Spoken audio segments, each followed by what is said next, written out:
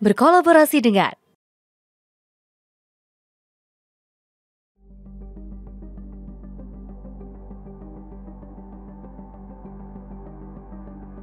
pangkat jabatan adalah pengabdian, adalah tanggung jawab, adalah suatu persembahan kita untuk rakyat, bukan untuk ambisi pribadi atau golongan. Tidak ada presiden Republik Indonesia yang punya tongkat Nabi Musa, tidak ada. Negara kita sangat besar. Sudah kita mulai bergelar sekian ratus, sekian, masih ada yang komentar, iya tapi belum banyak. Kalau nggak ada wartawan, saya bilang ada orang-orang pinter. Kabinet ini kabinet gemuk, terlalu besar.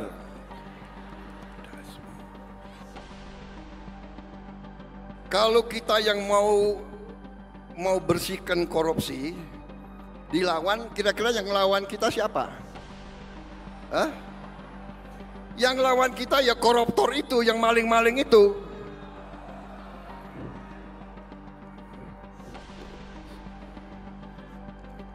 Kita tidak gentar, kita tidak takut, kita akan terus membersihkan mereka itu. Harga pesawat terbang turun. Dan harus turun lagi kalau bisa. Saya mau jadi presiden yang nurunkan harga, saudara-saudara sekalian. Harga yang boleh naik adalah harga gabah untuk petani. Nah, itu harus naik. Saya ingatkan pengusaha-pengusaha, ya, kau boleh untung tapi jangan mencekek petani-petani kita. Daripada kau cekek, lebih baik saya cekek kau.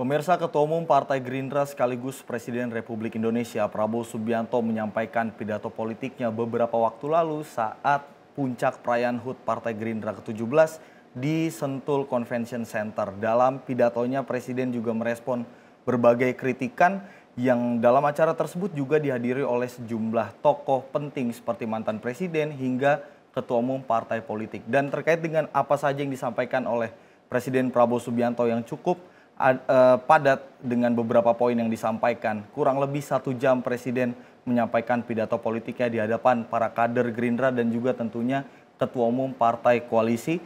Kita akan membahasnya bersama dengan Direktur Eksekutif Skala Survei Indonesia, Bang Abdul Hakim MS.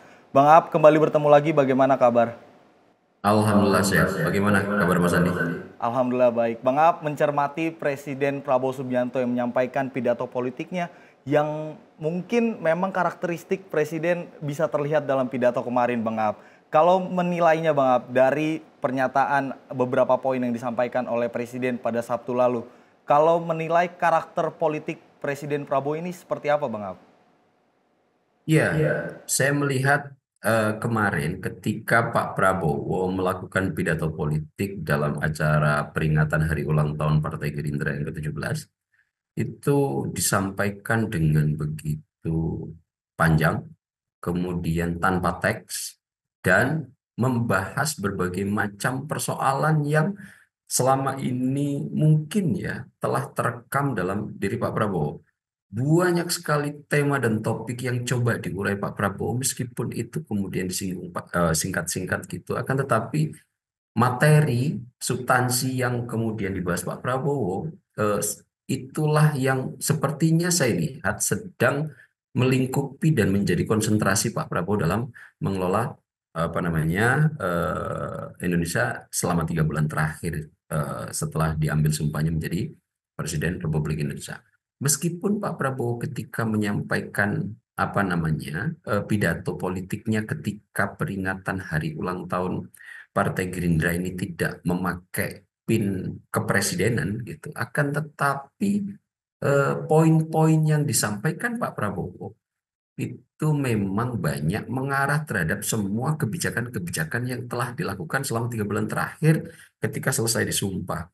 Saya mencatat belasan topik yang kemudian coba diurai dan singgung Pak Prabowo dalam pidato tersebut. Ada joke, ada substansi, kemudian ada juga touch personal di antara partai-partai dan kolega Pak Prabowo di sektor politik. Namun kalau kita kemudian hanya merujuk pada substansi-substansi terkait dengan kebijakan yang dilakukan oleh Pak Prabowo selama 3 bulan terakhir memerintah ini, belasan, Mas Andi, mungkin bahkan puluhan kalau misalnya kita urai satu-satu. Saya mencatat, misalnya Pak Prabowo menyinggung terkait dengan upaya efisiensi yang coba dilakukan terhadap APBN yang nanti ditargetkan mencapai angka 750 triliun gitu. Yang ini nanti akan dilakukan secara bertahap. Tahun 2025 ini hampir 300 triliun lebih sedikit, kemudian nanti 300 triliun lagi di tahap kedua, dan sampai ke tahun ketiga ini akan dilakukan secara bertahap. Kemudian Pak Prabowo juga tidak lupa menyinggung terkait kebijakan terkini yang kemarin memang sedikit mendapatkan sorotan publik, apa itu? Efisiensi anggaran. Pak Prabowo menyatakan bahwa efisiensi anggaran ini dilakukan sebetulnya demi kebaikan kita semua. Pak Prabowo tidak memilih rute untuk kemudian melakukan hutang kembali terkait pembiayaan program yang dipandang Pak Prabowo menjadi sektor krusial untuk segera dieksekusi. Nah, kemudian Pak Prabowo juga sempat menyinggung, mencoba akan berupaya penuh untuk kemudian menurunkan harga-harga yang menjadi kebutuhan halayak ramai gitu, yang menyangkut hajat hidup orang banyak. Mulai dari nanti mencoba untuk menurunkan tiket haji itu, kemudian juga bahan pokok, coba harga-harganya ditekan sedemikian mungkin oleh Pak Prabowo. Jika itu kemudian baik untuk rakyat, akan coba selalu diupayakan. Pak Prabowo juga kemudian mencoba untuk menyinggung soal program makanan bergizi gratis. Pada bulan Juli besok, Pak Prabowo menargetkan 6 juta anak Indonesia harus sudah terdistribusi makanan bergizi gratis. Kemudian di sektor-sektor yang lain, Pak Prabowo sempat mengingatkan bahwa transisi kekuasaan yang terjadi dari Presiden Joko Widodo ke Presiden Prabowo Subianto adalah transisi tersemut, terlembut, dan terhalus yang terjadi di dunia. Ini juga sempat diingatkan oleh Pak Prabowo. Nah, kemudian ada beberapa hal-hal yang lain yang kemudian itu juga menjadi concern ketika pidato Pak Prabowo, misalnya mengucapkan terima kasih kepada Jokowi, kemudian akan melakukan 15 mega proyek tanpa investor asing, kemudian mencoba untuk membangun persaudaraan dengan partai-partai koalisi. Akan tetapi juga ada tercetus sedikit ide bahwa Indonesia memiliki satu kekhasan dalam proses pelaksanaan demokrasi, yaitu apa? Setelah berkompetisi, kemudian pemenangnya udah ditentukan, akan dimulai lagi proses kolaborasi. Nah, banyak betul. Itu hanya beberapa poin yang mencoba diuraikan Pak Prabowo. Akan tetapi, pertanyaan Mas Andi tadi, apakah seperti ini dikemukakan Pak Prabowo bukan tanpa dasar, dan apakah ini gaya asli Pak Prabowo? Saya melihat sebagai orang yang meneropong dari jauh, inilah Pak Prabowo yang sangat genuine. Kadang-kadang tidak terlalu segan untuk mengeluarkan apa yang sudah dipikirkan. Diksi-diksi pilihan katanya juga kadang-kadang terlontar dengan khas gitu. Misalnya untuk menunjukkan rasa kecewa dan rasa heran gitu, Pak Prabowo kemudian pakai dasmu misalnya, akan tetapi secara intonasi itu tidak dikeluarkan.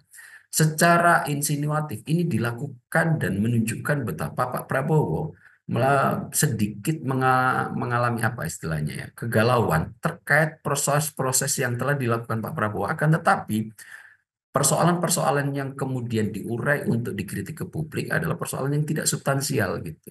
Dan bahkan yang begini-begini ini kemudian banyak di media sosial menjadi sindiran beberapa pihak yang kemudian hanya mempersoalkan kayak apa gaya Pak Prabowo seperti ini tanpa kemudian membahas satupun substansi yang sedang diurai Pak Prabowo. Jadi memang inilah gaya Pak Prabowo, akan tetapi di balik gaya Pak Prabowo yang sangat genuine, yang sangat tidak apa namanya memiliki batas untuk mengeluarkan apa yang dipikirkan ke hadapan publik tanpa tedeng aling-aling gitu, yang membuat apa namanya pemerintahan Pak Prabowo seperti yang sekarang gitu cukup luas terhadap kolega politik, dan di luar itu substansi apa yang dikemukakan Pak Prabowo dalam eksekusi kebijakannya mencoba semaksimal mungkin untuk linier gitu.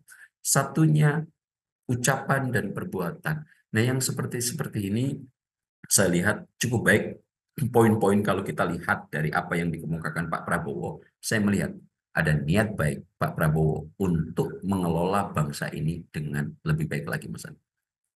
Bang Ab, ini kalau mencermati dari beberapa statement dari Presiden Prabowo Subianto ketika menyampaikan yang menegaskan saya mau jadi presiden yang menurunkan harga yang boleh naik itu hanya gabah untuk petani.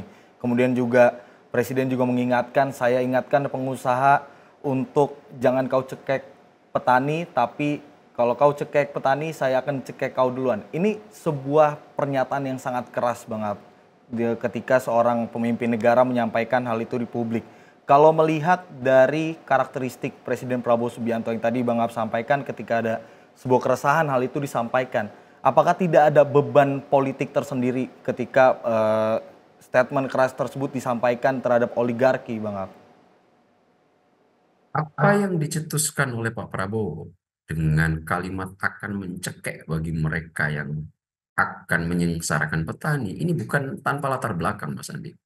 Kita tahu kemarin Pak Amran, Menteri Pertanian, sempat menceritakan total bagaimana mafia pertanian dengan begitu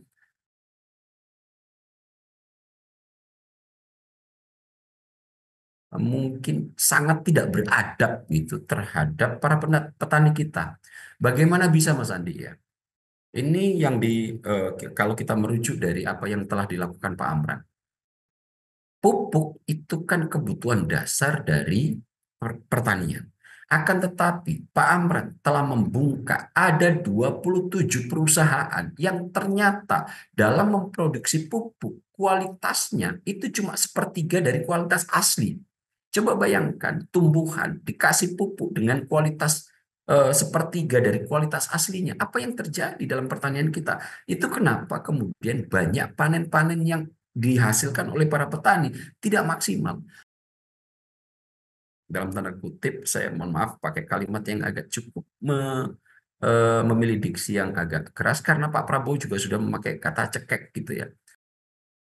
Lagi itu ternyata ada 3 perusahaan besar, Mas Andi, yang memproduksi pupuknya, pupuk palsu. Bayangkan itu. Petani sudah mencoba untuk merawat tanamannya agar nanti bisa menghasilkan panen yang maksimal. Akan tetapi dalam prosesnya ini kan pupuk mereka sangat tergantung dari industri yang saat ini ada. Dan coba bayangkan ada 3 perusahaan yang kemudian itu diurai oleh Menteri Pertanian, yang di mana 3 perusahaan besar ini dan menguasai hampir mungkin sepertiga sampai separuh distribusi pupuk di Indonesia, membuat pupuk palsu. Bayangkan apa yang terjadi dari tanaman-tanaman petani kita ketika kemudian mereka sudah merawat dengan sepenuh hati, kemudian tiba-tiba ada proses pupuk yang sebetulnya ini diharapkan untuk makin membuat tanamannya itu menghasilkan buah yang sangat maksimal dan nanti menghasilkan panen yang cukup leluasa.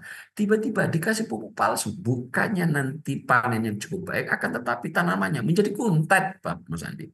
Nah, kemudian ketika ini saya rujuk ke pernyataan Pak Prabowo bahwa kemudian siapa nanti yang akan menyengsarakan petani akan dicekek. Ini sudah perlakuan kurang sangat tidak beradab, atau mungkin kalau pakai diksi yang lebih keras lagi, ini sangat begitu. Apa yang dilakukan? Itu kenapa kemudian Pak Amran mencoba untuk melakukan apa namanya upaya kuat sehingga mereka yang bermain disingkirkan semua. Perusahaan-perusahaan ini tidak lagi dikasih izin. Nah, kenapa ini kemudian menjadi serius Pak, menjadi perhatian serius Pak Prabowo dan kemudian diberikan narasi yang cukup apa namanya keras oleh Pak Prabowo dalam pidato HUT, karena tujuan utama Pak Prabowo dalam 5 tahun ke depan kita ini harus waspada pangan, kekuatan negara untuk kemudian terus bisa survive ke masa depan. Salah satu yang paling utama adalah soal perut, soal makanan. Apalagi di tengah situasi politik global yang saat ini tidak pasti.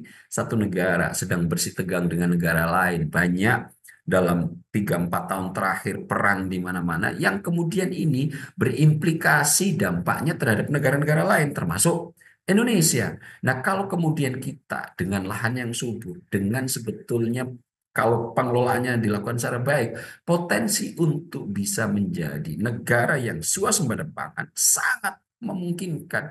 Nah, ini yang kemudian membuat saya lihat Pak Prabowo, kenapa kemudian begitu geram bagi mereka-mereka yang mencoba memanfaatkan situasi untuk kepentingan pribadi dan kepentingan golongan atau kelompok dalam konteks petani ini agar tidak bisa maju. Pak Prabowo cukup geram. Nah, hal-hal yang semacam ini kalau kita lihat latar belakang, kemudian kenapa Pak Prabowo memantiknya itu dalam pidato kemarin. Lagi-lagi meskipun tidak pakai pin kepresidenan, akan tetapi dilakukan dengan sangat keras, dengan sangat firm oleh Pak Prabowo sebagai peringatan serius bagi mereka.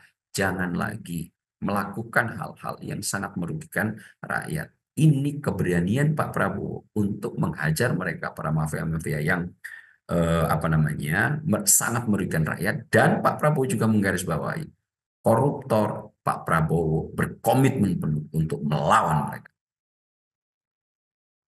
Kalau melihat Presiden Prabowo Subianto dalam menyampaikan pidatonya kemarin di Partai Gerindra ini kan sangat amat berani. Kurang lebih 1 jam Presiden berpidato. Kalau melihat Presiden, kembali lagi saya pertanyakan Bang, mengapa sosok dari Presiden Prabowo Subianto ini ketika dia berpidato menyampaikan keresahannya seperti tidak terlihat memiliki beban. Ada beberapa mungkin pejabat publik yang ingin menyampaikan apa keresahannya, kemudian di belakang layarnya punya deal-deal politik tersendiri, tapi berbeda dengan Presiden Prabowo Subianto. Kira-kira sebenarnya faktor apa yang membuat Presiden Prabowo Subianto ini dalam tanda kutip seperti yang disampaikan Presiden Jokowi, Pak Prabowo ini adalah presiden yang kuat seperti itu? Iya, kalau kita lihat latar belakangnya, Mas Andi ya, satu, Pak Prabowo ini adalah sosok yang sebetulnya secara individu bukan dari kalangan biasa-biasa saja.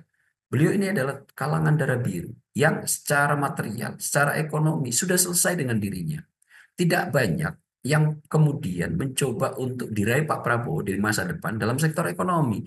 Pak Prabowo ini sudah selesai dengan dirinya untuk urusan ekonomi, urusan yang menyangkut material. Pak Prabowo sudah tidak begitu apa namanya mengalami hambatan serius. Yang nomor 2, Pak Prabowo juga sebetulnya secara level ekonomi itu sudah setara dengan orang-orang yang selama ini menjadi dalang di belakang layar yang kemudian mencoba untuk memainkan bidak catur politik terhadap sosok-sosok nanti yang akan memenuhi kepentingan mereka.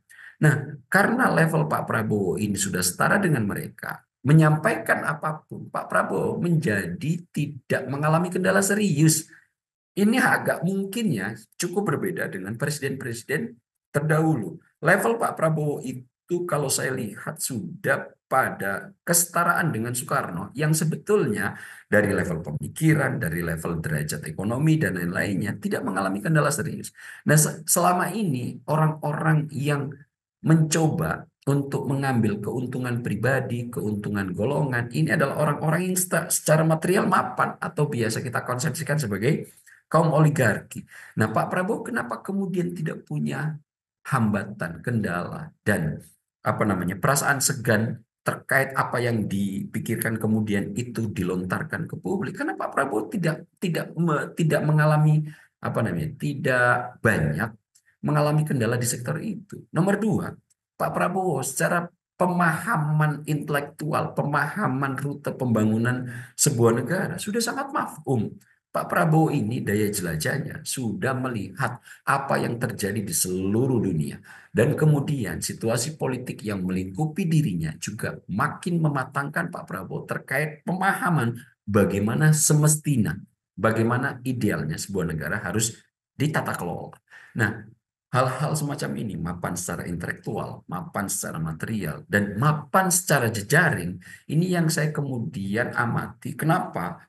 Detik ini Pak Prabowo tidak banyak mengalami hambatan ketika ingin menyampaikan apa yang diinginkan Pak Prabowo terkait apa yang akan dieksekusi selama 5 tahun ke depan. Itu kenapa kemudian Pak Prabowo sangat firm. Misalnya Mas Andi, contoh kasus melakukan efisiensi anggaran. Pak Prabowo tidak begitu cukup tertekan dengan adanya narasi-narasi bahwa ini nanti akan mengganggu pertumbuhan ekonomi, mengganggu dinamika pembangunan yang akan dilakukan Indonesia selama 5 tahun ke depan. Pak Prabowo tidak begitu terkendala dengan narasi-narasi ini. Kenapa? Saya karena melihat Pak Prabowo sudah sangat memahami rute yang akan dibangun begitu. Ibarat kita bangun rumah, Mas Andi. Konsekuensi pertama, bangun rumah itu ada 2 pilihan, membangun secara menyeluruh ataukah membangun secara parsial. Menyeluruh berarti membangun dari nol. Kalau melakukan secara parsial namanya renovasi. Nah, saya melihat Pak Prabowo ini mencoba melakukan renovasi di rute-rute pembangunan yang telah dilakukan oleh pemerintahan-pemerintahan sebelumnya. Renovasi itu dilakukan di sektor apa? Hutang, Mas Andi. Hutang itu ya Mas Andi ya, yang saat ini membuat Pak Prabowo agak cukup terkendala dalam melakukan semua programnya. Alih-alih akan menambah utang, Pak Prabowo lebih memilih untuk melakukan efisiensi anggaran. Ini 2 pilihan yang tidak sederhana dan tidak mudah, Mas Andi. Akan tetapi Pak Prabowo sepertinya misalnya dalam sektor kebijakan utang, Pak Prabowo lebih memilih untuk efisiensi. Meskipun implikasi pertamanya Mas Andi adalah keberantakan. Oke, Bang Ab, menarik terkait membahas bagaimana efisiensi anggaran yang dilakukan oleh Presiden Prabowo Subianto di kabinetnya. Yang menyasar juga banyak juga Bang Ab, kritikan terhadap efisiensi anggaran, tapi juga menyasar juga terhadap program lainnya seperti program makan bergizi gratis. Ini yang cukup banyak mendapatkan kritikan karena efisiensi anggaran disinyalir karena berjalannya program MBG yang dalam tanda kutip dinilai sangat mahal. Tapi kita akan membahasnya usai jeda Bang Ab. Pemirsa tetap di sorotan utama Sinpo TV.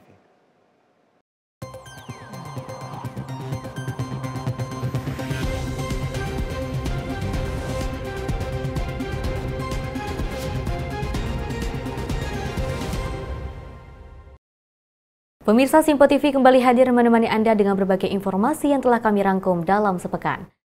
Sajian lengkap informasi sepekan kami hadirkan untuk Anda. Badan Legislasi DPR menemui masa unjuk rasa di depan gedung DPR RI Senayan, Jakarta. Menemani akhir pekan Anda bersama keluarga dengan rangkuman berita menyeluruh dalam Sinpo Sepekan. Setiap minggu pukul 6 pagi. Hanya di Sinpo TV. Halo, selamat malam pemirsa. Senang sekali rasanya kami mengisi ruang informasi Anda. Akhiri aktivitas Anda dengan rangkuman perkembangan peristiwa yang terjadi sepanjang hari. Sebelumnya kita saksikan ada sekitar 3.000 tamu undangan. Sementara di Ibu Kota Nusantara ini ada sekitar 2.000 tamu undangan. Rangkaian informasi nasional dan mancanegara dirangkum sebagai penutup hari dalam Menyapa Malam. Setiap Senin hingga Jumat pukul 8 malam. Hanya di Sinpo TV. Halo, selamat pagi pemirsa Sinpo TV. Selamat pagi Andi. Selamat pagi, Fen. Beragam informasi terbaru hadir menemani Anda sebelum memulai hari. Itu memang dari Menteri Perhubungan juga mendukung, Betul. dari Menteri Keuangan juga mendukung, dan kita sebagai masyarakat pun juga Harus mendukung. Mengangkat isu yang tengah menjadi pembicaraan paling hangat. Semarakan pagi Anda bersama Menyapa Pagi. Setiap Senin hingga Jumat pukul 6 pagi. Hanya di Sinpo TV.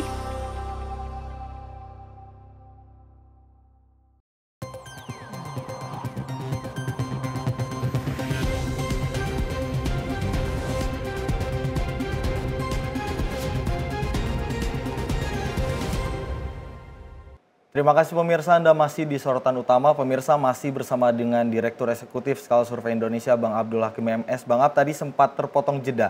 Ada statement yang disampaikan Bang Ab soal keberantakan. Tadi kita membahas soal efisiensi anggaran. Ini sebenarnya maksud dari keberantakan ini apa, Bang Ab? Iya, maksud saya keberantakan itu adalah keberantakan itu menjadi konsekuensi paling pertama ketika kita ingin merubah rumah kita dari bentuknya yang sudah mapan menjadi bentuk baru. Jadi kalau kita ingin melakukan sesuatu perubahan terhadap rumah kita, baik itu pembangunan secara menyeluruh ataupun hanya melakukan renovasi, maka implikasi pertama adalah keberantakan. Keberantakan ini saya definisikan dalam situasi yang tidak nyaman. Kenapa? Karena kita akan melakukan upaya pembentukan rupa baru terhadap rumah kita, gitu. Nah, saya lihat ini yang kemudian dilakukan Pak Prabowo. Jika rumah kita sudah mapan, kita ingin ubah menjadi rumah yang bentuk dan visualnya baru, maka satu-satu cara adalah biasanya kita hancurkan di beberapa sektor gitu. Nah, ketika menghancurkan beberapa sektor, maka debu di mana-mana, kemudian tembok berserakan, alat-alat untuk perbaikannya seperti kren dan lain-lainnya juga berserakan. Nah, itu yang saya definisikan sebagai keberantakan. Nah, saya melihat Pak Prabowo memilih rute renovasi daripada membangun secara keseluruhan. Kenapa? Karena Pak Prabowo punya harapan untuk bisa melanjutkan apa-apa yang sudah dibangun oleh presiden-presiden sebelumnya. Tidak hanya Pak Jokowi, tapi presiden-presiden sebelumnya. Jika itu kemudian memberikan manfaat yang cukup baik bagi masyarakat, Pak Prabowo akan berkomitmen untuk melanjutkan itu. Nah, keberantakan ini saya lihat sebagai konsekuensi awal seperti yang kemudian dilakukan dalam sektor kebijakan hutang, Mas Andi. Pak Prabowo alih-alih untuk membiayai semua program yang dicanangkan dalam kampanye dari sektor hutang, akan tetapi ternyata Pak Prabowo lebih memilih ikat pinggang, di mana kita dalam pengelolaan negara ini ternyata budgetnya tidak memadai. Cukup mudah dan sederhana jika kemudian ini nanti kita tutup dengan hutang sebagaimana yang telah dilakukan oleh pemerintah-pemerintah terdahulu. Tapi ini kenapa tidak tidak dipilih oleh Pak Prabowo? Hutang, Mas Andi, rasio kita sudah mendekati ambang batas. Jika kita lakukan lagi, maka ini akan sangat menjadikan Indonesia dalam posisi yang sangat terancam untuk masuk jurang. Nomor dua, hutang jika itu kemudian ditumpuk secara terus-menerus, tentu ini lambat laun akan membuat negara kita kropos dan selalu didikte oleh pemberi hutang. Kita semua sudah paham, Mas Andi, jika kita punya hutang sama seseorang, kita tidak akan pernah bisa tengadah muka, busung dada untuk berdiri tegap menyampaikan sikap terhadap orang yang telah memberi hutang kepada kita. Nah, itu saya lihat yang saat ini dicoba oleh Pak Prabowo untuk melakukan efisiensi anggaran. Kenapa? Anggaran kita ini sudah tidak memadai. Oleh karena itu, pilihan terbaik yang saya lihat dari Pak Prabowo, efisiensi. Dan efisiensi ini kemudian dimasukkan untuk program-program yang menurut saya, Mas Andi, ya, sangat luar biasa baik. Jika saya telaah secara lebih jauh, kenapa kemudian misalnya Pak Prabowo terus-terusan menyuarakan untuk memberi makan kepada seluruh rakyat Indonesia dengan kandungan gizi yang baik.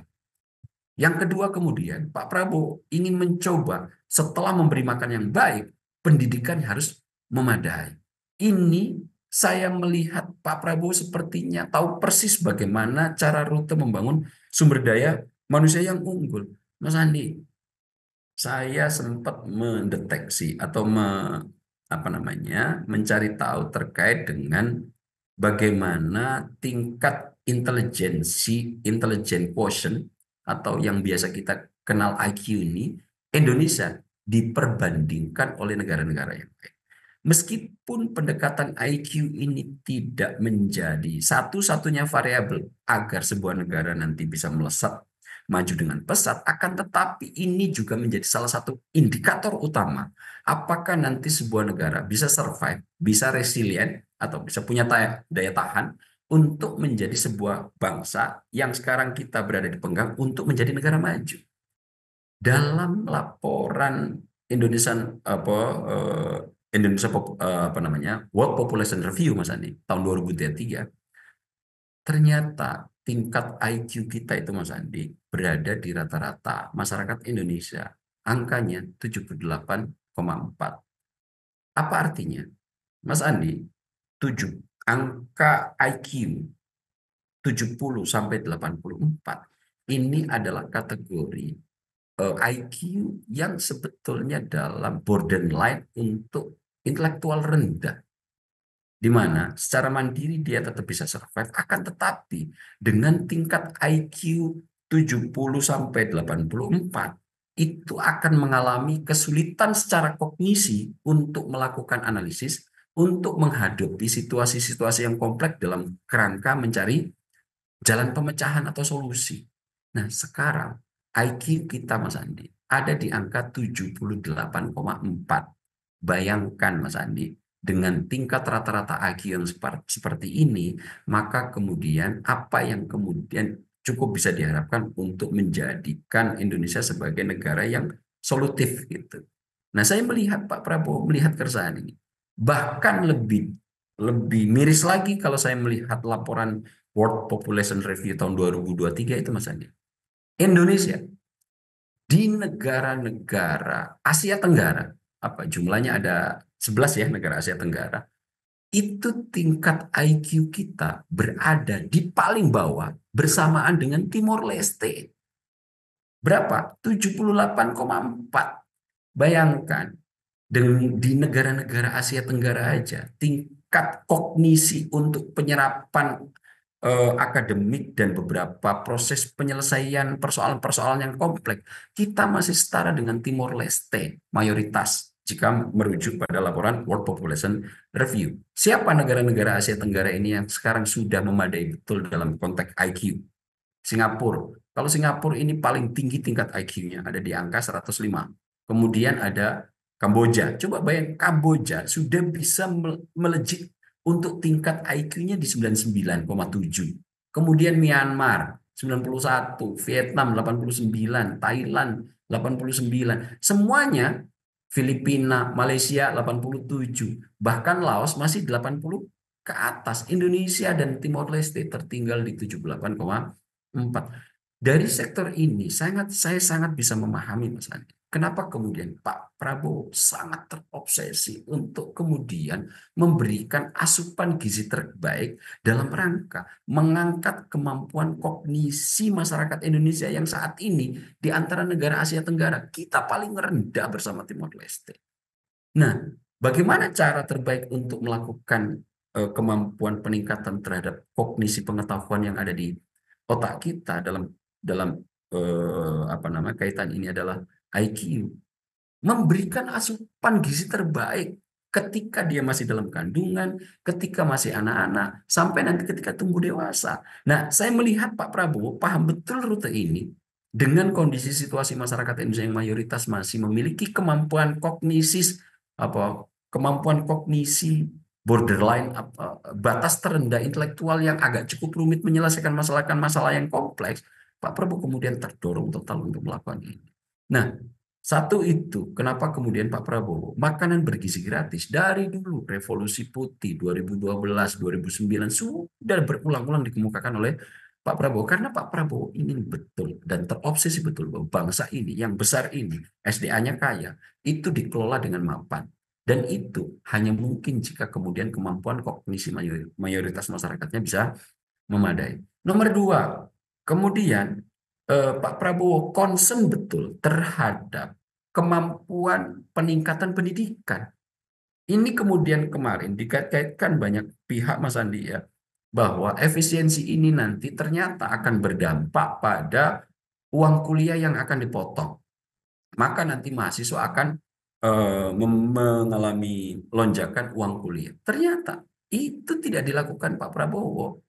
Kita rujuk aja kemarin, Menkyu Bu Sri Mulyani, kemudian Wakil Ketua DPR Profesor Sufmi Dasko Ahmad sudah melakukan press conference terkait efisiensi anggaran pada tanggal 14 Februari kemarin, Mas Andi.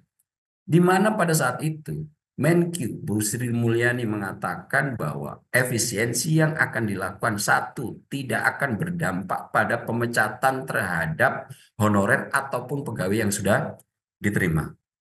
Kenapa? karena ini juga menyangkut efisiensi ini, bukan kemudian memangkas untuk tidak dibelanjakan kembali, tapi ada refocusing, apa namanya, pemfokusan ulang terhadap budget-budget yang selama ini dipakai untuk luar dinas, dipakai untuk ATK, dipakai untuk yang lain-lain, tetap dibelanjakan. Untuk apa? Untuk makan bergizi gratis, untuk memberikan pendidikan.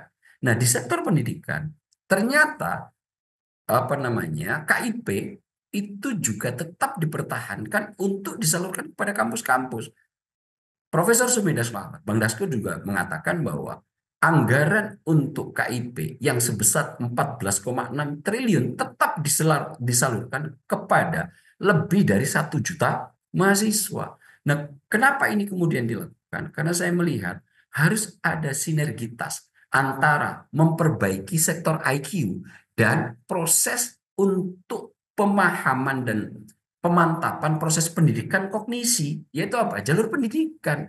Itu kenapa saya melihat fokus utama Pak Prabowo saat ini ingin memperbaiki 2 hal ini. Nomor 1, gizi masyarakat harus baik. Kenapa? Biar kognisi penyerapan, baik itu di dunia akademis ataupun menyelesaikan persoalan-persoalan yang kompleks, nanti memadai. Nah, setelah IQ-nya mapan, maka ini harus dilatih melalui sektor pendidikan. Itu kenapa kemudian jika ada narasi-narasi yang mencoba untuk mengurai bahwa ini nanti efisiensi akan berdampak buruk bagi dunia pendidikan, saya lihat kebijakan-kebijakan yang saat ini dieksekusi tidak mengarah ke sana. Nah, pemahaman Pak Prabowo yang saya lihat untuk kebijakan efisiensi ini ternyata diarahkan kepada 2 hal penting yang dibayangkan Pak Prabowo agar SDM kita unggul. Apa itu? Gizi bermutu, makanan yang sangat bergizi untuk memperbaiki kognisi otak kita. Yang kedua, sistem pendidikannya terus didorong agar kognisi yang baik dibarengi dengan latihan pendidikan yang mapan. Nah, ini jalur yang saya lihat mencoba untuk dibangun Pak Prabowo dalam rangka 5 tahun ke depan, bahkan menuju Indonesia Emas tahun 45, Mas. Dan bagi saya ini adalah indikasi yang sangat baik, pemahaman dari sosok pemimpin sekaliber presiden yang telah memiliki daya jelajah dan pemahaman cukup mumpuni bagaimana rute pembangunan dilakukan ke depan oleh sebuah negara, Mas. Bang Ab, ini kan kalau dari pelaksanaan artinya untuk membangun rute SDM-nya juga disoroti oleh Presiden, kemudian juga pendidikannya tidak ditinggalkan.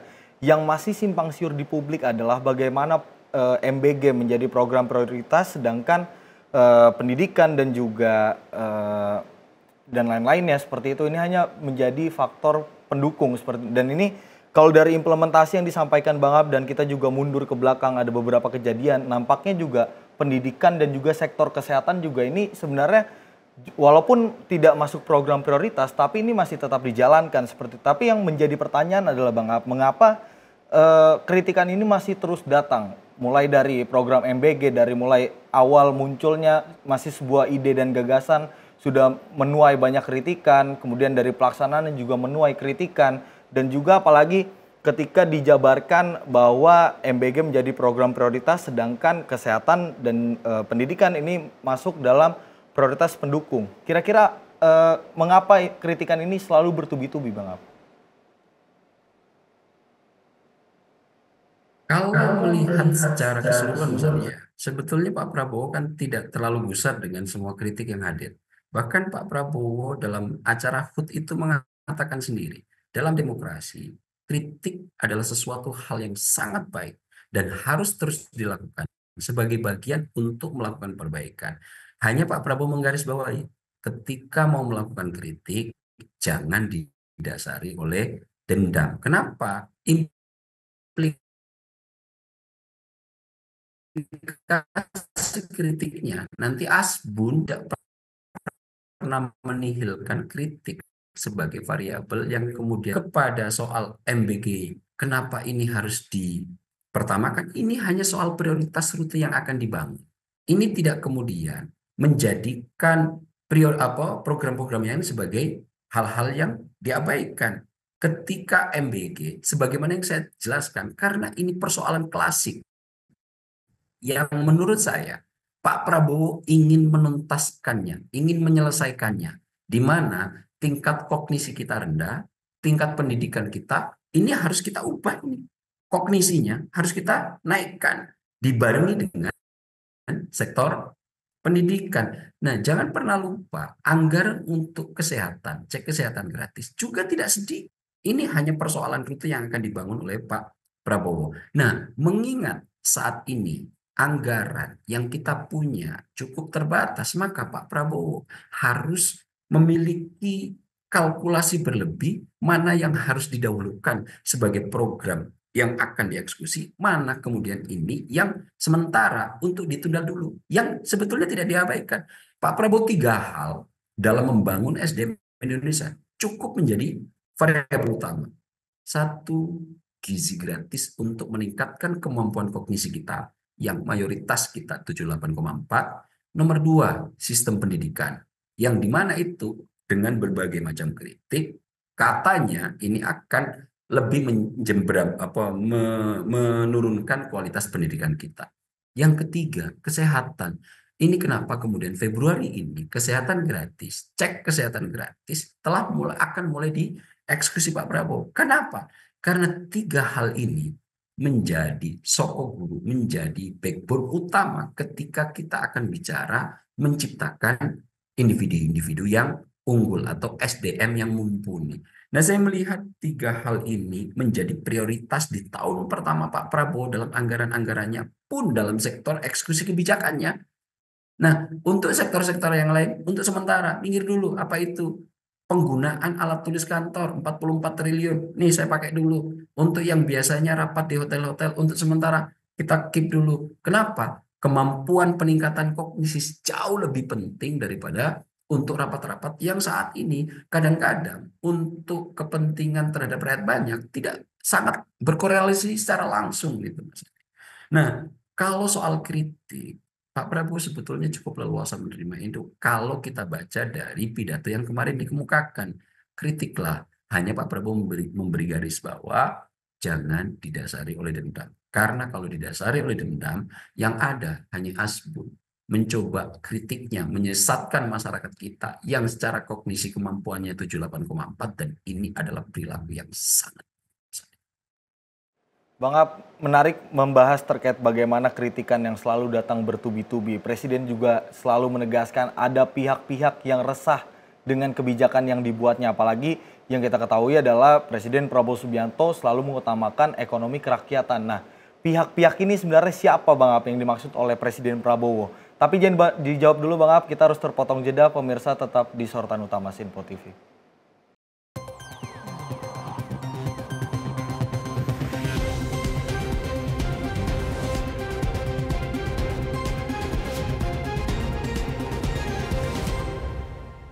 Halo pemirsa, kami kembali hadir dengan sejumlah informasi yang kami himpun dari berbagai penjuru dunia. Rangkaian informasi yang membuat akhir pekan Anda begitu bermakna. Sebuah kelompok di Afrika Selatan memberikan layanan pertunjukan film dengan tenaga surya. Berita yang menjadi sorotan media dari dalam dan luar negeri. Kami hadirkan untuk menemani pekan Anda dalam Sinpo Dunia Sepekan, Sabtu dan Minggu pukul 9 pagi. Hanya di Sinpo TV. Kami hadir dengan rangkaian informasi dari berbagai penjuru dunia. Topik dan isu yang tengah menjadi sorotan mancanegara dikemas dengan lengkap untuk Anda.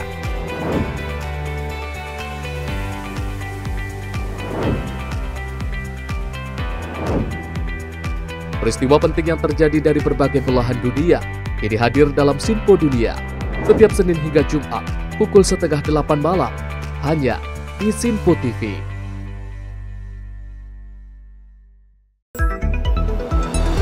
Jadilah yang pertama mengetahui perkembangan terkini seputar informasi dari lembaga parlemen. Punya data nasional, tidak ada satupun backup berarti kan? Tiba-tiba ada putusan yang nggak masuk akal dan seperti ini gitu loh. Kita biarkan rekomendasi kepada KPK, periksa! Kami hadirkan informasi paling akurat untuk mengawal setiap informasi dalam rapat komisi dan paripurna. Tentunya bersama saya Andi Rezaldi yang telah kami rangkum dalam program Sinpo Parlemen. Saya Arif Rifani. Saksikan Sinpo Parlemen setiap Sabtu pukul 6 pagi hanya di Sinpo TV. Pemirsa Simpo TV kembali hadir menemani Anda dengan berbagai informasi yang telah kami rangkum dalam sepekan. Sajian lengkap informasi sepekan kami hadirkan untuk Anda.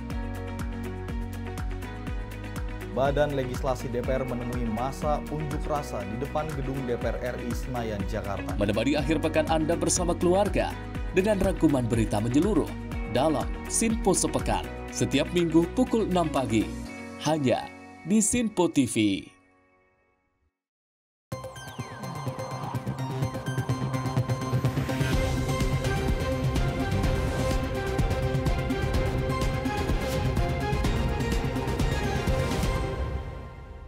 Pemirsa, terima kasih Anda masih di Sorotan Utama Simpo TV, masih bersama dengan Direktur Eksekutif Skala Survei Indonesia. Bang Ab, kembali melanjutkan perbincangan kita tadi soal bagaimana keresahan Presiden terkait berbagai kritikan yang datang kepada dirinya. Apalagi kalau kita melihat mulai dari program MBG, kemudian dari sektor pendidikan, dan juga berbagai sektor kebijakan yang dinilai sebagai kebijakan ekonomi kerakyatan. Ini selalu mendapatkan kritikan, Bang Ab. Dan juga tadi disampaikan berkali-kali oleh Presiden Prabowo Subianto dalam pidatonya, ada pihak-pihak yang tidak suka dengan program-program yang akan dijalankan, khususnya yang menyasar ekonomi kelas menengah ke bawah. Ini kira-kira siapa yang dimaksud, Bang Ab? Iya, Mas. Beberapa pekan yang lalu, kalau tidak salah, kita sudah pernah memproyeksi bahwa akan segera ada gerakan besar yang mencoba untuk meresistensi apapun yang dilakukan oleh Pak Prabowo. Dan hanya beberapa pekan kita sempat memproyeksi itu, gejalanya saat ini sudah mulai mengemuka, Mas Andi. Kita ambil contoh,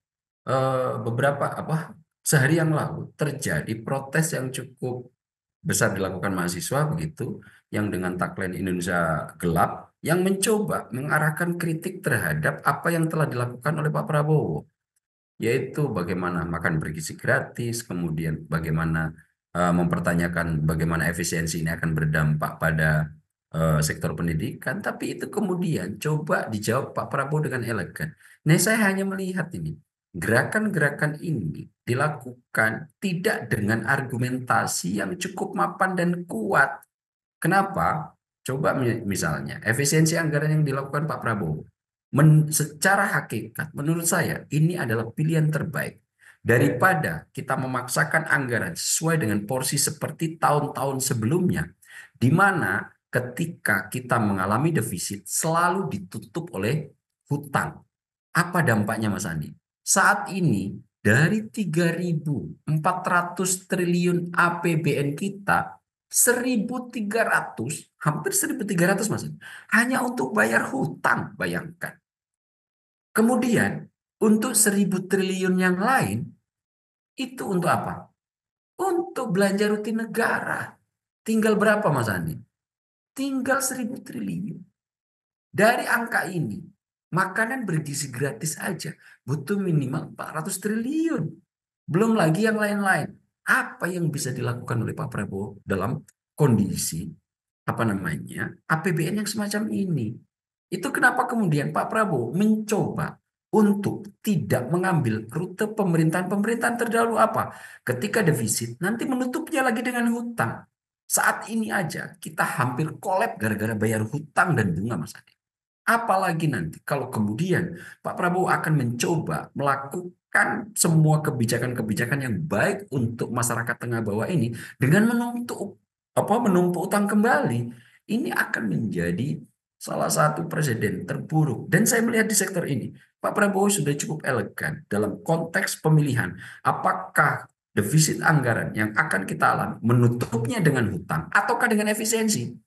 Ternyata Pak Prabowo lebih memilih sektor efisiensi sebagai rute yang diambil untuk pemenuhan semua program negara. Dan apakah efisiensi ini kemudian uangnya tidak digunakan? Tidak. Hanya untuk refocusing. Yang awalnya dengan anggaran ini tidak banyak berarti untuk masyarakat tengah bawah dan keseluruhan masyarakat yang ada di Indonesia. Misalnya dalam konteks untuk menaikkan tingkat kognisi kita dengan makan bergizi gratis dan pendidikan. Ternyata hanya dipindah alihkan dalam sektor-sektor yang dipandang Pak Prabowo sebagai variabel terpenting untuk segera dieksekusi. Nah, saat ini fokus utama kritik hanya mengarah pada proses efisiensi, ini akan mengganggu pertumbuhan ekonomi yang akan datang.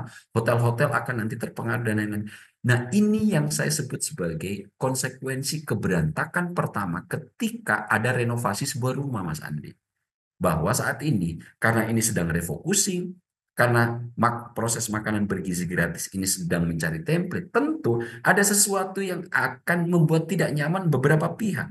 Tapi Pak Prabowo kemudian berkomitmen, kalau kita baca dari pidatonya, dia Pak Prabowo tidak segan dicap apapun, dikasih prediksi apapun untuk kebijakan-kebijakan yang dianggap sangat memadai dan sangat penting untuk masyarakat ini, dan berani untuk melawan siapapun yang akan mencoba untuk dalam tanda kutip melakukan gangguan terhadap proses apa yang diangankan Pak Prabowo sebagai rute terbaik. Nah, apa yang kita proyeksikan dengan fokus Pak Prabowo yang ada di tengah bawah, approval rating yang mencapai angka 81% dan tingkat kepercayaan masyarakat ada di angka 90%, pasti banyak pihak yang tidak happy. Apalagi efisiensi anggaran, raja-raja kecil di tingkat birokrasi dihabisin itu sama Pak Prabowo. Nah, ini yang disebut sebagai raja kecil, birokrat-birokrat, pemain-pemain anggaran ini yang kemudian secara berulang-ulang yang disebut Pak Prabowo sebagai raja kecil yang mencoba menghalangi langkah efisiensi. Inilah sebetulnya orang-orang yang dituju oleh Pak Prabowo. Anggaran diefisienkan ini adalah biar anggaran kita tidak hanya dinikmati oleh mereka-mereka yang ada di birokrat dan tengah atas. Sudah saatnya digeser untuk menjadi tengah bawah. Nah, kemudian apa yang sudah kita proyeksi, Mas Andi, beberapa pekan yang lalu, gejalanya sekarang, orang-orang yang tidak happy dengan approval rating Pak Prabowo yang sampai 81%, kemudian tingkat kepercayaan telah hampir menyentuh 90% lebih, kemudian juga kebijakan-kebijakan Pak Prabowo yang lebih banyak berada di sisi tengah bawah, dan fokus utama Pak Prabowo yang mencoba untuk memperbaiki kognisi otak masyarakat mayoritas bangsa Indonesia. Banyak yang nggak happy. Itu kenapa Pak Prabowo selalu mengatakan tidak tidak kebijakan yang dieksekusi oleh Pak Prabowo ini tidak akan membuat nyaman negara-negara maju. Karena mereka berharap Indonesia yang memiliki sumber daya alam cukup luar biasa ini dikelola oleh mereka-mereka dengan tingkat konsumsi yang tidak memadai. Kenapa? Agar tetap bisa dalam tanda kutip ditipu, bisa dikendalikan, tidak banyak bereaksi. Nah, Pak Prabowo saya lihat punya upaya berjuang di sektor ini. Itu kenapa Pak Prabowo selalu mengingatkan bahwa kita harus menjadi bangsa yang berani, bangsa yang tidak tunduk sama asing, bangsa yang kemudian ketika kita anggap sesuatu ini baik bagi kita, meskipun asing mengatakan itu tidak baik, lanjutkan. Dan itu juga dilakukan Pak Prabowo di sektor domestik. Nah, saya melihat kritik-kritik yang kemudian dilontarkan ke Pak Prabowo terkait kebijakan-kebijakan ini dalam HUT Pak Prabowo itu kemudian ditanggapi dengan serius. Pak Prabowo tidak segan melawan koruptor. Karena yang nggak senang apa? Ketika Pak Prabowo memberantas korupsi, ya koruptor sendiri. Itu kalimat Pak Prabowo. Sehingga Pak Prabowo mengatakan dengan keras dalam HUT itu, tidak takut, maka Pak Prabowo akan menghadapinya. Pak Prabowo tidak takut dicap dan dikasih predikat apapun, tapi kalau kebijakan-kebijakannya ini terkait masyarakat bawah, Pak Prabowo akan menghadapinya. Nah, sektor-sektor yang kayak begini ini, saya melihat kritik-kritik yang dilakukan dengan argumentasi-argumentasi, misalnya Gerakan Indonesia Gelap, ini hanya upaya sebagai sedikit geliat untuk meresistensi Pak Prabowo yang sekarang sudah sangat memilih rute untuk kebijakannya tengah bawah gitu. Makanya Indonesia, kebijakan yang saat ini dilakukan Pak Prabowo yang telah mendapatkan rating bagus, kemudian juga apresiasi bagus, ini mencoba untuk dialih pindahkan kepada sektor bahwa Pak Prabowo buruk. Nah, inilah yang kadang-kadang saya melihat kepentingan politik di sektor-sektor untuk menghadapi suksesi atau pergantian kekuasaan kadang-kadang dilakukan dengan cara yang tidak jujur dan manipulatif gitu. Nah, ini harus kita lihat secara lebih luas bahwa apakah kritik yang dilakukan oleh mahasiswa ini otentik. kritik-kritik yang dilakukan oleh berbagai pihak yang otentik, ataukah ini hanya dilatar belakangi oleh, seperti kata Pak Prabowo, dendam, ataukah hanya dilatari untuk mencoba meresistensi approval rating yang baik, karena ini akan sangat menjadi ancaman bagi mereka di 2029. Baik, artinya ada dugaan gerakan di belakang itu ya Bang Ape, dengan berbagai kebijakan yang Presiden lakukan seperti itu. Dan kalau melihat Bang Ap, ini mulai dari awal kepemimpinan dari Presiden Prabowo Subianto, berbagai kebijakan mulai dari gaji guru, penghapusan utang UMKM, kemudian seperti itu. Dan kali ini yang lagi dicanangkan adalah efisiensi anggaran. Apakah ada, kalau melihat dari karakteristik atau yang dilakukan oleh Presiden Prabowo Subianto, apakah dari awal kepemimpinan sudah dilakukan evaluasi dan menemukan kebocoran, makanya efisiensi anggaran ini dilakukan saat ini, karena melihat yang seperti Presiden Prabowo sampaikan, ada raja-raja kecil yang mulai gelisah dengan efisiensi anggaran ini, Bang Ab? Tentu Pak, Mas Andi, sebagaimana udah kerap kali kita diskusikan ya, saya melihat sosok Pak Prabowo ini adalah sosok yang secara kemampuan pemahaman terhadap apa persoalan-persoalan yang dihadapi cukup memadai. Itu kenapa kemudian ketika apa yang ada di kepala Pak Prabowo menyusun kabinet, persiapan utama pertama adalah bukan kemudian nanti melakukan langsung komunikasi secara jarak jauh, dikumpulkan jadi satu, face to face Mas Andi. Agar apa? Pemahaman Pak Prabowo ini terkomunikasikan dengan memadai dan dapat apa namanya dimaknai dengan cukup sempurna. Dan ketika pemaknaan dan interpretasi pembantunya ini ternyata melenceng dari harapan Pak Prabowo tidak cukup sungkan untuk segera mengoreksi itu secara tegas. Contohnya apa? LPG 3 kilogram. Ketika niat baiknya itu telah diamanatkan oleh Pak Prabowo, perintahnya jelas, subsidi harus tepat sasaran dan dinikmati oleh masyarakat seluas-luasnya. Akan tetapi dalam sektor kebijakannya makin memperumit, segera dikoreksi oleh Pak Prabowo.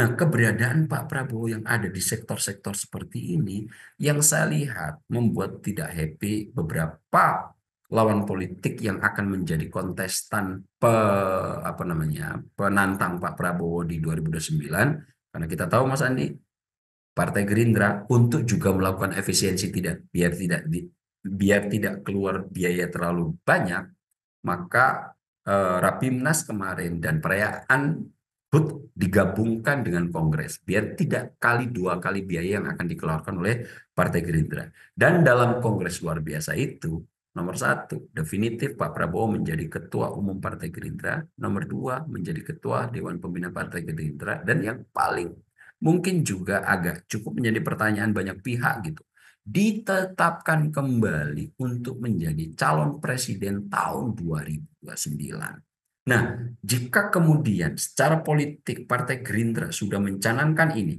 kemudian Partai Gerindra nomor 2 mengajak partai koalisi Indonesia Maju menjadi perkumpulan permanen untuk menghadapi 2009, ini kan menjadi ancaman serius bagi lawan-lawan politik Pak Prabowo begitu. Nah, beberapa hal yang sudah melatar belakang ini ditambah Pak Prabowo kebijakannya sangat populis, artinya populis dalam bukan diksi peyoratif gitu ya. Populisme itu sebetulnya adalah kebijakan-kebijakan yang berada di sisi masyarakat kecil, Mas Adi. Nah, itu adalah populistis, masyarakat banyak. Nah, cuma dalam perkembangannya populisme itu akhirnya lebih punya diksi negatif karena dimanfaatkan oleh politisi untuk melakukan manipulasi. Seolah-olah kebijakannya mengarah ke masyarakat tengah bawah yang mayoritas, tapi ternyata kemudian ini malah yang dilakukan adalah sebaliknya. Nah, kebijakan Pak Prabowo ini saya lihat kebijakan populis dalam arti ketika awal kata diksi ini mengemuka, Mas Andi, betul-betul berada di sisi masyarakat mayoritas. Dan biasanya kalangan mayoritas itu selalu ada di tengah bawah. Kemudian Pak Prabowo yang saat ini approval ratingnya tinggi, kemudian Pak Prabowo yang saat ini tingkat kepercayaan masyarakat tinggi, ini kan menjadi ancaman serius bagi lawan-lawan politik. Dan beberapa pekan yang lalu sudah kita proyeksi bahwa segera akan ada gerakan-gerakan yang masih besar, mengingat apa yang telah melingkupi Pak Prabowo ini. Kenapa? oligarki nggak happy. Birokrat yang menjadi raja kecil yang biasanya saat ini menjadi mafia anggaran nggak happy. Lawan-lawan politik nggak happy. Tentu resources yang dipunya oleh minimal tiga pihak ini akan dikeluarkan untuk melakukan resistensi terhadap Pak Prabowo. Akan tetapi jika kemudian Pak Prabowo masih berada pada sisi yang seperti sekarang sampai 5 tahun ke depan, saya sangat meyakini bahwa mayoritas masyarakat yang 81% ini sepertinya akan terus bersama Pak Prabowo. Biarkan mereka, kalau dalam konteks teori psikologi itu, noisy minority apa? Biarkan mereka menjadi kelompok kecil yang selalu berisik. Akan tetapi secara lebih luas, Pak Prabowo tetap selalu berada bersama masyarakat. Baik, Bang Ab, kalau melihat dari efisiensi anggaran, ini kalau tadi Bang Ab bilang oligarki nggak happy, kemudian dari birokrat yang raja-raja kecil ini juga nggak akan happy dengan efisiensi yang ada. Kalau melihat dari kebijakan, saya ambil contoh aja Bang Ab, Kementerian PU dari 111 triliun, kini anggarannya mendapatkan efisiensi dan menjadi 50,48. Kemudian juga ada mau dibentuknya Danantara dan beberapa program lainnya seperti itu. Ini sebenarnya harmonisasi apa yang ingin dibentuk oleh Presiden, Bang Ab? Kita beberapa tahun terakhir cukup mercusuar untuk membangun infrastruktur, Mas Andi. Celakanya, pembangunan infrastruktur ini tidak didanai oleh investasi asing, akan didanai oleh hutang, Mas Andi.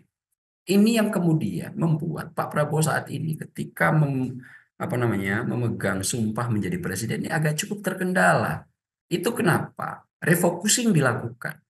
Dana terbesar yang mengalami efisiensi 73% di atas 70% kalau nggak salah, itu adalah pekerjaan umum, Mas Andi. Kita tahu bahwa tiap tahun untuk memperbaiki jalan kita, untuk memperbaiki nasional dan untuk membangun pelabuhan, bandara dan lain-lain yang kemarin cukup masif dilakukan, mayoritas itu didanai oleh hutang, Mas Andi. Kita harus cukup fair di sektor ini. Dan jika kemudian ini kita lakukan dalam sektor ini, apa yang terjadi 3-4 tahun yang ada dalam penyusunan APBN kita? Kolaps kita, Mas Andi.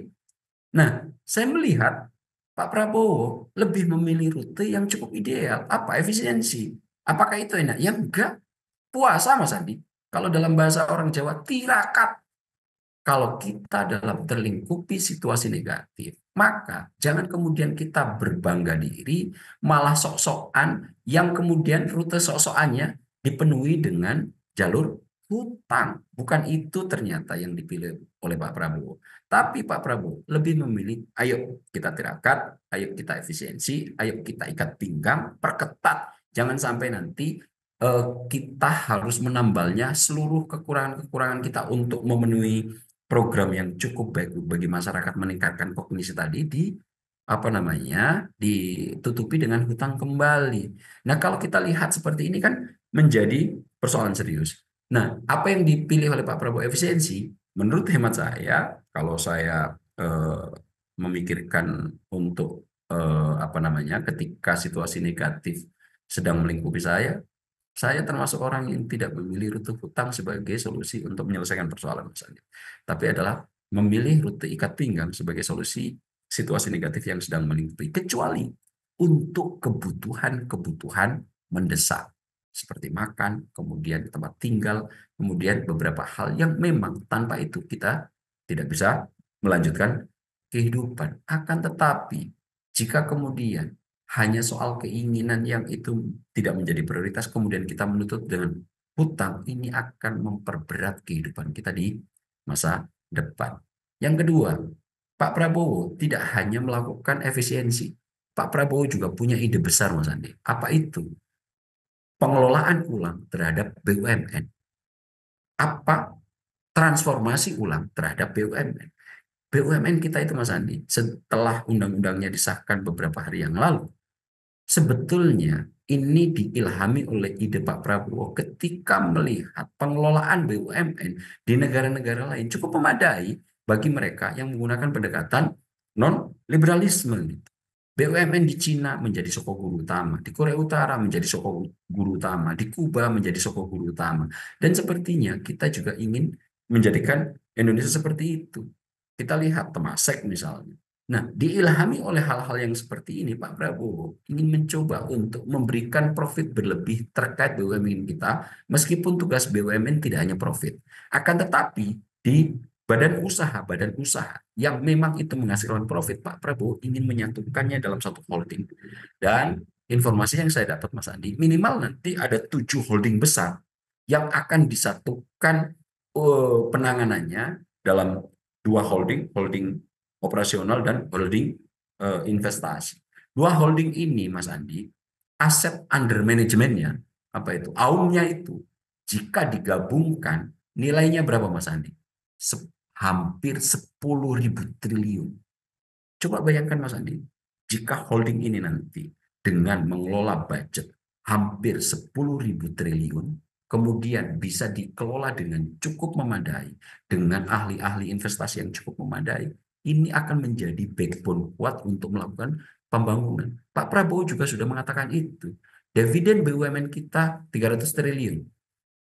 100 triliunnya dikembalikan 200, kita pakai dulu untuk kegiatan-kegiatan yang nanti secara kognisi bisa melakukan perbaikan terhadap individu dan SDM Indonesia gitu. Nah, coba bayangkan nanti kalau 10.000 triliun ini dikelola oleh mereka-mereka yang profesional, diawasi oleh sosok-sosok seperti Pak Prabowo yang sepertinya sudah tidak punya ambisi lagi untuk memperkaya diri sendiri.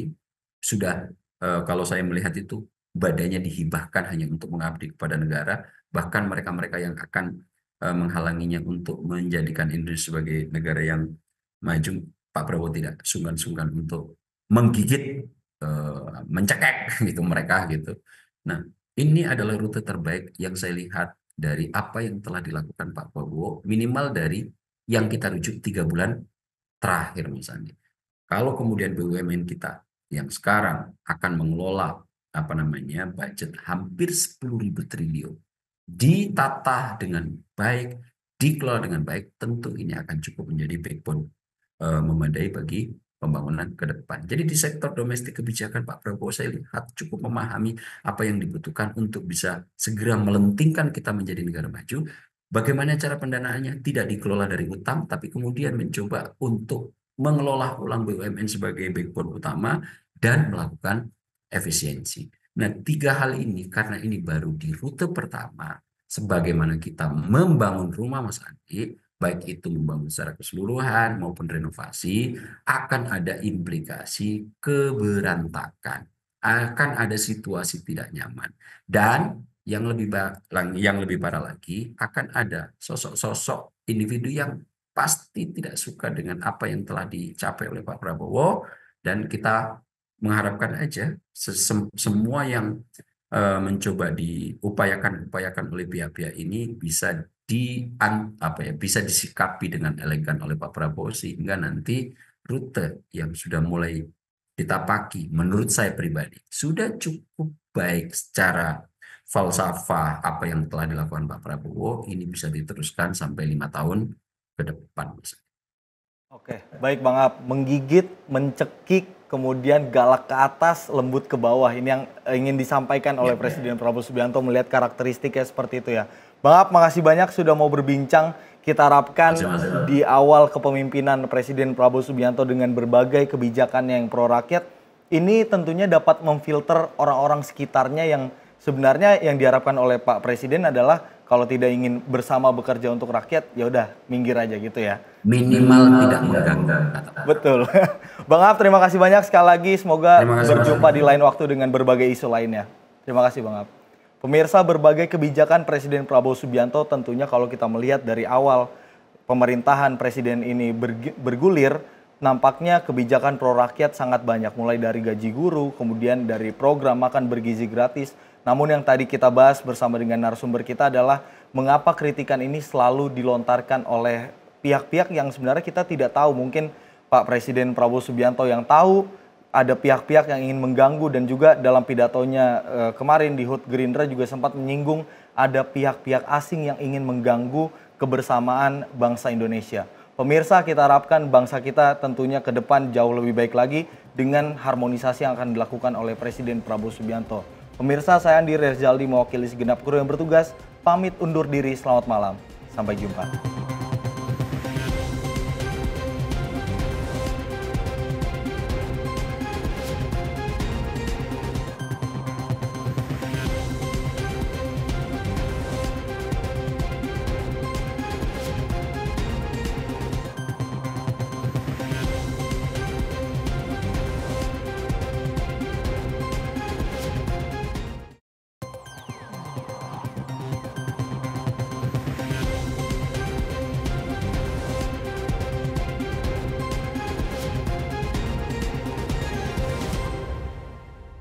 Berkolaborasi dengan